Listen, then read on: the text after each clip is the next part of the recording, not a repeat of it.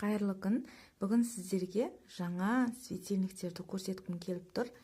Бұлардың барлығы себеттерге жасалған гүлдер. Мына бізде біріншісі осындай дөңгелек себетке жасалған лилия гүлдері бутондарымен, және де бұл да светильник бізде. Осындай гүлдер, және де осындай тюльпан гүлдері. Жүрек тәріздес корзиналарға жасадым. Бұларда светильник ретінде қолданса болады. Түнде өте әдемі болып жанады. Жанып тұрған тағы да бір видеомен көрсетемін. Тюльпан және осындай шафран, яғни байшешектің бір түрі.